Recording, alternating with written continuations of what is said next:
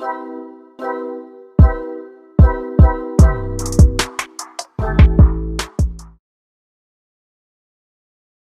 दोस्तों, नमस्कार। बायोलॉजी वकील में आपका एक बार फिर से स्वागत है। आज का जो लेक्चर है वो सेल बायोलॉजी का लेक्चर नंबर 7 होगा।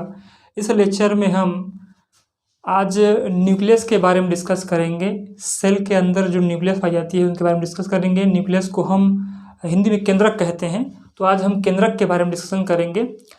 केंद्रक के डिस्कशन करने से पहले हमको समझना होगा कि जो केंद्रक है उनकी भूमिका क्या होती है। आप स्कूल में पढ़ते होंगे, कॉलेज में पढ़ते होंगे, किसी भी इंस्टीट्यूट में आप पढ़ते होंगे। उस इंस्टीट्यूट, उस कॉलेज, स्कूल में कोई ना कोई एक ऐसा हेड होगा जो पूरे इंस्टीट्यूट, कॉलेज और संस्था को कंट्रोल करती है, नियंत्रित करती है, देखरेख करती है। ठीक है। ठीक उसी प्रकार जो कोशिका में जो केंद्रक होती है, न्यूक्लियस होती है, न्यूक्लियस की भूमिका आपके संस्था, आपके स्कूल और आपके कॉलेज के प्रिंसिपल की तरह कार्य करती है। तो हम कह सकते हैं कि जो न्यूक्लियस होती है वो किसी भी कोशिका की कंट्रोल सेंटर होती है, या ऐसे कह सकते हैं कि जो ये केंद्रक है, ये न्यूक्लियस है, ये किसी भी कोशिका की ब्रेन होती है। हमको पता है कि ब्रेन क्या करती है, पूरी बॉडी को कंट्रोल करती है हमारी। ठीक उसी प्रकार सेल में जितने भी ऑर्गेनेलिज हैं, पूरे सेल की मेटाबॉलिक एक्टिविटीज़ को कौन कंट्रोल करती है? न्यूक्लियस कंट्रोल करती है। ठीक है। अब अच्छा, क्वेश्चन ये होता है कि जो न्यूक्लियस की उत्पत्ति कहाँ से हुई है? ठीक है। नई जो न्यूक्लियस है वो आई कहाँ से है? इससे पहले हमने सेल थ्योरी के बारे में पढ़ा था कि सेल थ्योरी में सिल्डन और श्वान ने डिस्कस किया था सेल के बारे में। तो सिल्डन और श्वान ने सेल थ्योरी में ये नहीं बता पाया कि जो कोशिका है, नई कोशिका है, वो आई कहाँ से। एक नया साइंटिस्ट आए उनको सुधारने के लिए, रुडोल्फ विर्चो ने क्या किया, उन्होंने कहा कि जो नई कोशिका है वो अपने पुराने कोशिका से आई है, यानी कि उसके प्री एग्जिस्टिंग कोशिका से आई है, पूर्व में उपस्थित कोई कोशिका से आई है और नई कोशिका बनी है। तो सवाल ये भी है कि जो न्यूक्लियस है वो आई कहाँ से। तो जो नई न्यूक्लियस बनती है वो अपने पूर्व उपस्थित कोशिका से ही, पूर्व उपस्थित केंद्रक से ही बनती है। इस बात को किसने कहा था? स्ट्रासबर्गर ने। आइए आगे चर्चा करते हैं केंद्रक की खोज की, डिस्कवरी की। देखिए, केंद्रक की डिस्कवरी को पढ़ने से पहले ये जानिए कि एक साइंटिस्ट है एंटोनी वॉन लुएनहॉक। 1700 के आसपास एक साइंटिस्ट है एंटोनी वॉन लुएनहॉक। याद कीजिए, एंटोनी वॉन लुएनहॉक वही साइंटिस्ट हैं जिन्होंने जीवित कोशिका की खोज की थी। हमने कोशिका चैप्टर में पहले इसको पढ़ चुके हैं।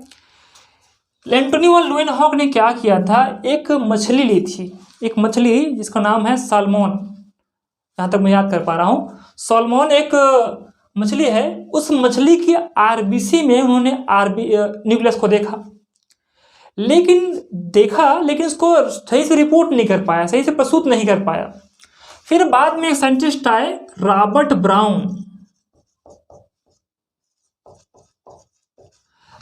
ब्राउन एक बॉटनिस्ट थे। बॉटनिस्ट थे। 1831 में इन्होंने आर्किड की कोशिकाओं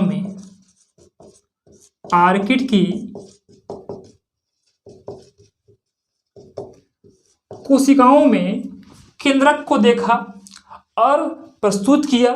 तब से हम जानते हैं कि केंद्रक की खोज किसने की है? रॉबर्ट ब्राउन ने 1831 में आर्किड की कोशिकाओं में की। ठीक है। इसके बाद एक साइंटिस्ट आए, हेमरलिंग ने एक एल्गी ली। उस एल्गी का नाम क्या है? एसिटाबुलेरिया। एक प्रकार से एल्गी है, एक शैवाल है। हेमरलिंग ने इस एसिटाबुलेरिया शैवाल में अध्ययन किया और अध्ययन करने के बाद निष्कर्ष निकाला। इन्होंने कहा कि जो केंद्रक होती है ये किसी भी कोशिका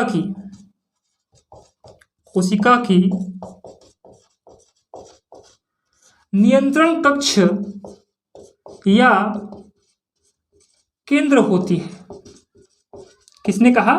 हेमरलिंग ने एसिटाबुलेरिया नामक सवाल पे स्टडी किया और कहा कि जो केंद्रक होती है, न्यूक्लियस होती है, वो कोशिका की नियंत्रण कक्ष या नियंत्रण केंद्र होती है। इसका सिंपल सा अर्थ है कि जो केंद्रक होती है, कोशिका के जितने भी मेटाबॉलिक एक्टिविटीज़ हैं, जितने भी उसके एक्टिविटीज़ होती हैं, उनको कंट्रोल करने का काम करती है। तो क्या हम कह सकते हैं कि जो केंद्रक होती है वो कोशिका की कंट्रोल सेंटर होती है? कह सकते हैं ना, ये कंट्रोल सेंटर होती है, कंट्रोलिंग सेंटर, ठीक है। और कंट्रोल करने का एक काम और भी करता है आपका ब्रेन, जिसको हम ब्रेन सेंटर भी कह सकते हैं, ठीक है। जिस प्रकार ब्रेन हमारे पूरी बॉडी को कंट्रोल करती है, ठीक है, उसी प्रकार जो केंद्रक होती हैं कोशिका के पूरे एक्टिविटीज को कंट्रोल करती हैं, ठीक है। अब सवाल ये है कि क्या सभी कोशिकाओं में केंद्रक होती है? जी हाँ, बहुत सभी कोशिकाओं में केंद्रक होती है, लेकिन कुछ ऐसे भी कोशिकाएं हैं जिनमें केंद्रक का अभाव होता है। सबसे पहले जानते हैं किन कोशिकाओं में केंद्रक होती है। देखिए, जो यूकैरियोटिक कोशिकाएं होती हैं, यूकैरियोटिक सेल्स होती हैं, इसमें सुस्पष्ट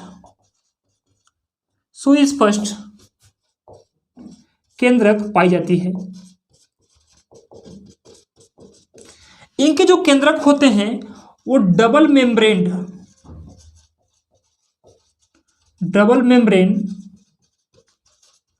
बाउंडेड होते हैं, ठीक है, यानी कि दोहरी झिल्ली इसमें होती है। और ये कोशिका की सबसे लार्जेस्ट सेल ऑर्गेनेलीज है, सबसे बड़ी कोशिकांग है। कौन? केंद्रक।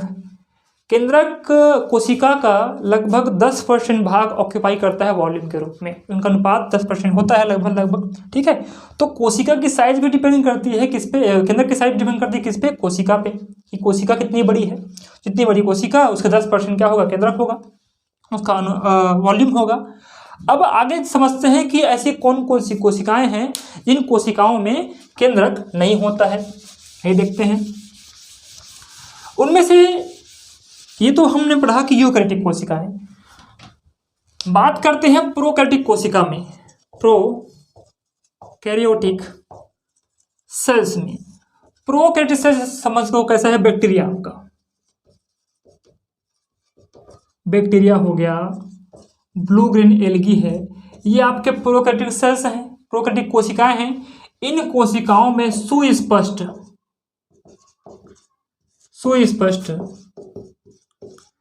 केंद्रक का अभाव होता है, अर्थात इनका जो न्यूक्लियस कैसा होगा? प्रिमिटिव होगा, प्रिमिटिव न्यूक्लियस। इसको हम आद्य न्यूक्लियस भी कहते हैं या आद्य केंद्रक कहते हैं, ठीक है। सिंपल प्रकार का होता है। इनके जो जेनेटिक मटेरियल होते हैं वो साइटोप्लाज्म में, कोशिकात्रय में बिखरे हुए होते हैं, वेल डेवलप्ड नहीं होते हैं। बात करते हैं मेमल्स की।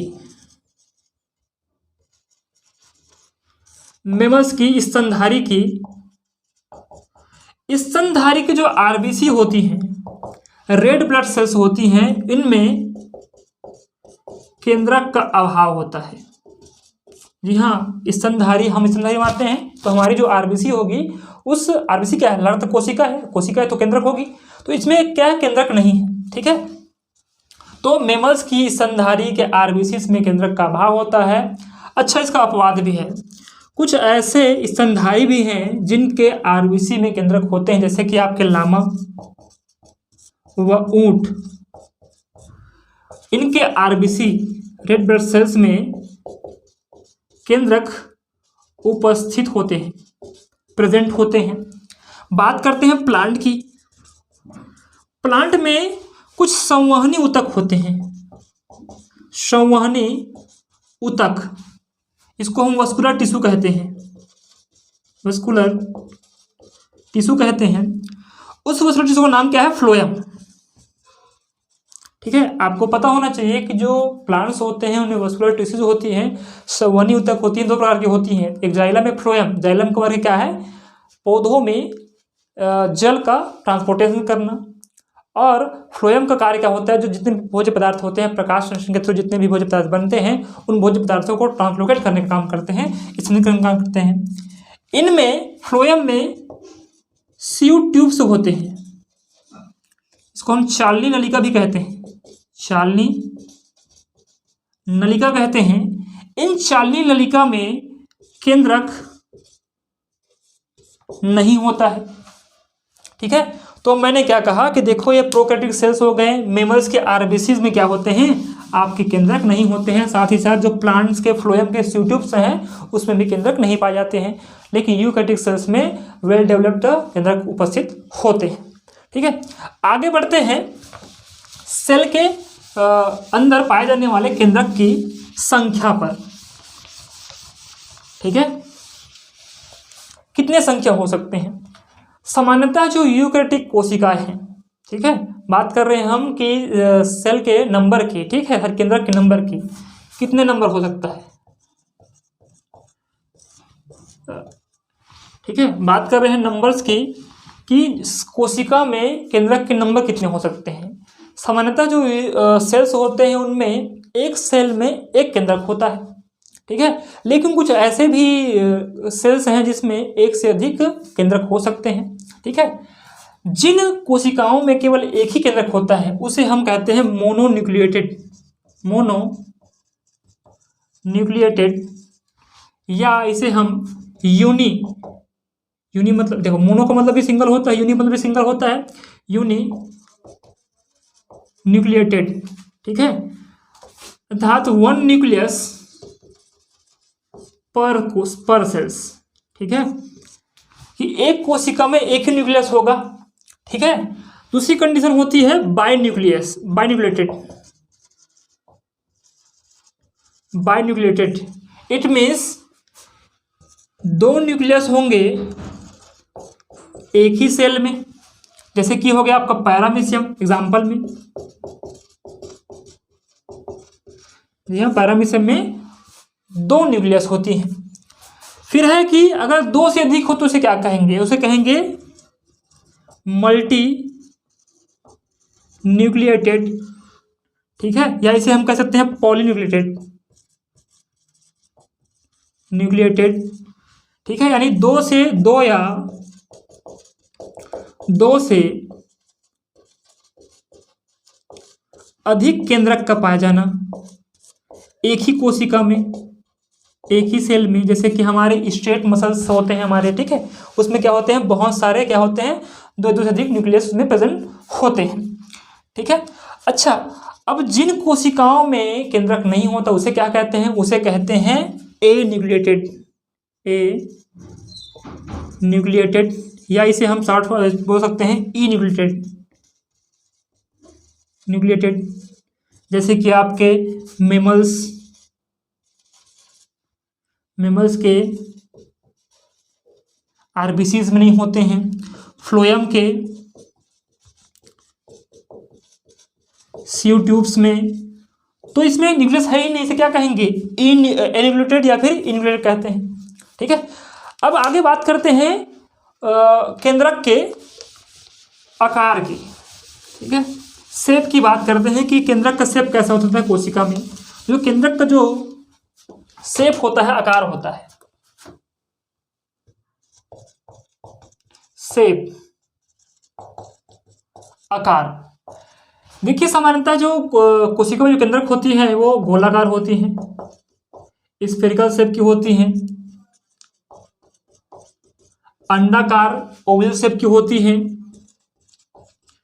चपटा भी होती हैं।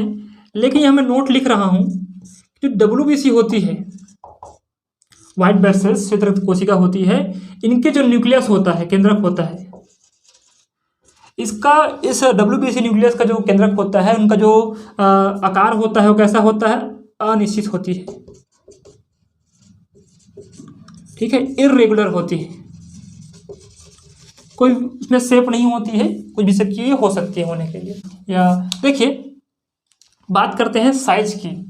ठीक है, न्यूक्लियस की साइज की बात करते हैं, परिणाम की बात करते हैं, तो ये स्पीसीज वेरी करती है।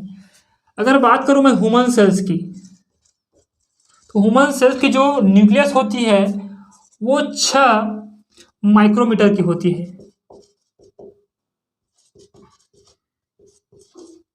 6 माइक्रोमीटर की होती है। बात करें एनिमल सेल्स की, एनिमल सेल्स में सबसे छोटी केंद्रक तो वो 0.5 माइक्रोन की होती है, ठीक है। और सबसे लंबी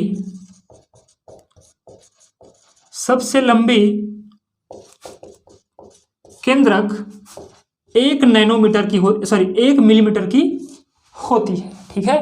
तो जो न्यूक्लियस के साइज होती है वो वेरी करती है species to species. Human cells की जो न्यूक्लियस की जो साइज होती है वो 6 माइक्रोमीटर होती है, ठीक है। और एनिमल सेल्स में बात करें सबसे छोटी केंद्रक होती है 0.5 माइक्रोन की होती है और सबसे लंबी केंद्रक होती है 1 मिलीमीटर की। आइए आगे बात करते हैं जो न्यूक्लियस होती है, केंद्रक होती है, उनकी रासायनिक संगठन क्या होती है। तो हम आगे देखते हैं रासायनिक संगठन, केमिकल कंपोजिशन देखते हैं। Chemical composition of nucleus. देखिए जो न्यूक्लियस होती है वो 2 प्रकार के मैटर से बनी होती है। एक होती है ऑर्गेनिक मैटर, एक होती है इनऑर्गेनिक मैटर। ऑर्गेनिक मैटर में ये बने होते हैं प्रोटीन्स के। किससे बने होते हैं? प्रोटीन से। मेनली इसमें 2 प्रोटीन होती हैं, एक होती है हिस्टोन प्रोटीन, दूसरी होती है नॉन हिस्टोन प्रोटीन, ठीक है। दूसरी बनी होती है लिपिड से। ये लिपिड्स लगभग 3 से 10% भाग बनाती है न्यूक्लियस का। ये लिपिड्स मेनली 2 फॉर्म में होते हैं, एक होते हैं फास्फोलिपिड के फॉर्म में, फास्फोलिपिड के फॉर्म में होते हैं, दूसरे होते हैं लिपोप्रोटीन के रूप में होते हैं, लिपोप्रोटीन, ठीक है। ये आपका फास्फोलिपिड, दूसरा है आपका लिपोप्रोटीन, यानी लिपिड प्लस प्रोटीन, ठीक है। तो कुछ जो लिपिड होती हैं वो प्रोटीन से जुड़ जाती हैं और लिपोप्रोटीन बनाती हैं। तीसरा है इसमें न्यूक्लिक एसिड। न्यूक्लिक एसिड के भी इसमें बने होते हैं, जैसे इसमें डीएनए होते हैं, प्लस आरएनए होते हैं। आरएनए न्यूक्लियस का इसमें 1 से 2% भाग बनाती है, और डीएनए होती है वो क्रोमोसोम के ऊपर डिपेंड करती है कितनी होगी। जितनी अधिक क्रोमोसोम की मात्रा होगी उतनी अधिक इसमें डीएनए होगा।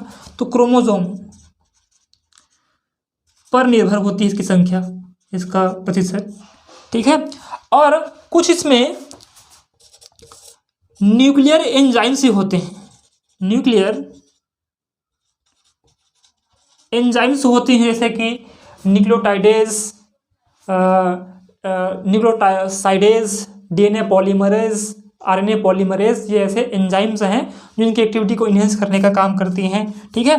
और इधर आते हैं इनऑर्गेनिक मैटर्स में, जैसे कि आपके फास्फोरस हो गया, कैल्शियम हो गया, मैग्नीशियम, सोडियम, पोटेशियम, ये सब कंपाउंड के रूप में पाए जाते हैं, यौगिक के रूप पाए जाते हैं, कंपाउंड के रूप में ये पाए जाते हैं। तो इस प्रकार हमने देखा कि जो न्यूक्लियस होती है वो ऑर्गेनिक मैटर से और इनऑर्गेनिक मैटर से बने होते हैं। मेनली प्रोटीन्स होती हैं, लिपिड्स होती हैं, न्यूक्लिक एसिड होती हैं, न्यूक्लियर एंजाइम्स होते हैं। प्रोटीन्स में इसमें हिस्टोन प्रोटीन्स होती हैं, नॉन हिस्टोन प्रोटीन्स होती हैं। आपको पता होगा क्रोमोसोम बने होते हैं डीएनए प्लस हिस्टोन प्रोटीन के बने होते हैं। देखो इस प्रकार से लिपिड्स होती हैं जो 3 से 10% होती हैं, इसमें फास्फोलिपिड के फॉर्म में होती हैं और लिपोप्रोटीन के फॉर्म में होती हैं। साथ ही साथ न्यूक्लिक एसिड होती हैं जैसे DNA, deoxyribonucleic acid, RNA genetic material है आपका, जेनेटिक मटेरियल है। अब आरएनए 1 से 2% होती है, लेकिन जो डीएनए होती है वो क्रोमोसोम के ऊपर डिपेंड करती है, ठीक है, कि कितना अधिक क्रोमोसोम है। क्रोमोसोम किससे बना हुआ है? डीएनए प्लस हिस्टोन प्रोटीन में बना हुआ है। जितना अधिक क्रोमोसोम होगा, गुणसूत्र होगा, उतना अधिक क्या होगा? डीएनए की मात्रा होगी। दूसरा है न्यूक्लियर एंजाइम्स होते हैं, कहाँ होंगे भाई? न्यूक्लियोप्लाज्म में तो होंगे, ठीक है। और जैसे कि आपके डीएनए पॉलीमरेज, आरएनए पॉलीमरेज, है ना, और आपका क्या है, ये सब न्यूक्लिक एंजाइम पाए जाते हैं। तो आज के लिए बस इतना ही रहा। आज हमने केंद्रक का डिस्कवरी पढ़ी, इतिहास पढ़ा कि किन किन कोशिकाओं में पाया जाता है, उनकी संख्या पढ़ी, शेप पढ़ा, साइज पढ़ा, और हमने इनकी केमिकल संगठन पढ़ा। ये आपका पार्ट 1 है। न्यूक्लियस के पार्ट 1 मैं 2 लेकर आऊँगा, बहुत जल्द लेकर आने वाला हूँ। तो प्लीज़ अगर आपको अच्छा लगा हो तो इस चैनल को सब्सक्राइब करें, लाइक करें, शेयर करें, और उन बच्चों तक जरूर पहुँचाएं जिनको आवश्यकता हो। आने वाले दिनों में इनके ऊपर मैं ढेर सारी वीडियो लाने वाला हूँ, तो चैनल पर बने रहिएगा, प्यार देते रहिएगा। धन्यवाद।